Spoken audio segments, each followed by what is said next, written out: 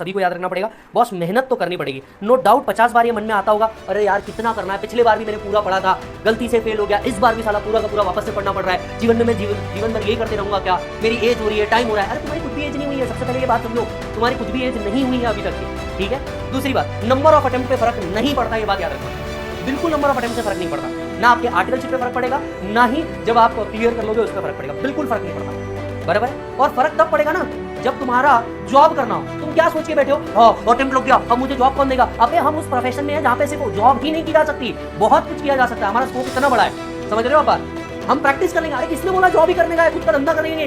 Degree is a part of your life, not your life.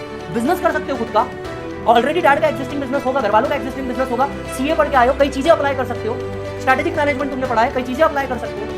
किसने बोला तुमको job ही करना है, क्यों ये सोच के बैठे हो कि हाँ मेरे को कोई कंसीडर ही नहीं करेगा। अरे नहीं करे, तेल लगाने का कोई कंसीडर नहीं करेगा, तुम खुद के बॉस बनो, खुद का प्रैक्टिस करो, क्यों ये सोच करके बैठे हो। देख भाई तेरा ऑब्जेक्टिव है लाइफ के अंदर में क्या करने का, अचीव करने का। क्या अचीव करने का, डिग्री अचीव करने का, ताकि तू अपने आप को सेटिस्फाई कर सके, भाई मैंने पढ़ा है, मेरे पास 10 तरह का नॉलेज है, मैं कुछ भी कर सकता हूँ।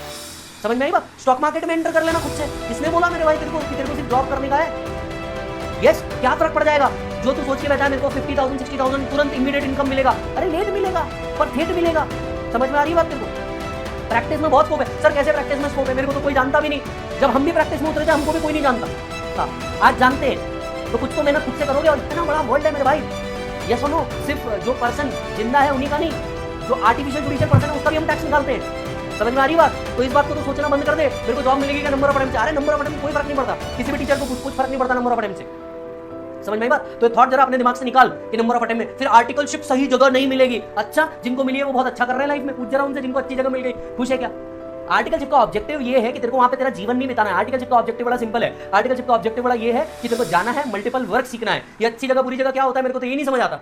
तुम सोच के देखो, ठीक है, तुम क्या कर रहे हो, तुम वो सीए जो ऑलरेडी एक प्रैक्टिस सेट करके बैठा होगा खुद के दम पे, तुमको उसको जज करना है कि वो अच्छा कर रहा है या नहीं। अरे तुम्हारी औकात क्या है पहले ये तो देखो, हो कौन तुम भाई। एकदम प्रैक्टिकल बात कर रहा हूं, एज अ फ्रेंड बात कर रहा हूं। तुम हो कौन, औकात क्या है तुम्हारी। एक क्लाइंट तुम्हारा नहीं, जो आदमी ऑलरेडी 200-500 फाइल लेके बैठा होगा, तुमको वो चेक करना है ये सही है या नहीं है। सर फिर बिग फोर जाने की इच्छा है। अबे इच्छा का क्या होता है, काम सीखने से मतलब होता है। तुझे कहीं पे भी जिंदगी भर नहीं रहना है, एक बात याद रख, चाहे वो बिग फोर हो या बिग फोर नहीं हो, डजंट मैटर।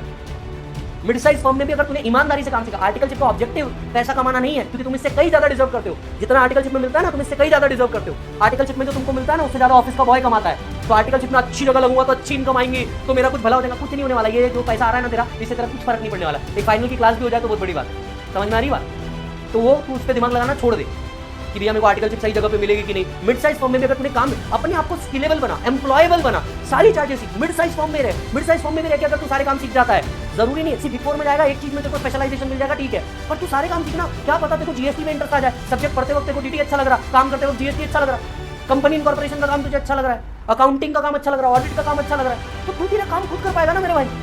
समझ में आ रही बात। तो ये जो सपने बनाना है ना, तो वो भी आईपीसीसी में बैठ के कि आर्टिकलशिप करूंगा, पहले उसके लिए पास होना पड़ता है, और पास होने के लिए मेहनत करनी पड़ती है। तो ये जो अभी से तू अपने सपने बनाए बैठा है ना, और ये सपनों में 1-2 घंटे वेस्ट कर रहा है कि मैं सीए बनूंगा तो ऑफिस ऐसा रखूंगा, फिर मैं टीचर बनूंगा तो ऐसा पढ़ाऊंगा, फिर मैं ये करूंगा तो ऐसा होगा, और ये लाखों करोड़ों के सपने जो तू आज लेकर के बैठा है, ये धंधे बंद कर, चुपचाप धंधे पे ध्यान दे और मेहनत कर, क्योंकि तेरी मेहनत ही तेरे को आगे बढ़ाएगी बेटा लाइफ। 100 नहीं 200% है। और किसी और से अपने आप को कंपेयर करना बंद कर दे, वो इतना ज्यादा है, वो इतना कर रहा है, उसका तो इतना हो गया, मेरा तो इतना हो गया। ये सब धंधे में पढ़ने का ही नहीं। अपन ने एक चीज याद रखने का, कल से मैं बेहतर अगर आज कर रहा हूं तो बस काम खत्म।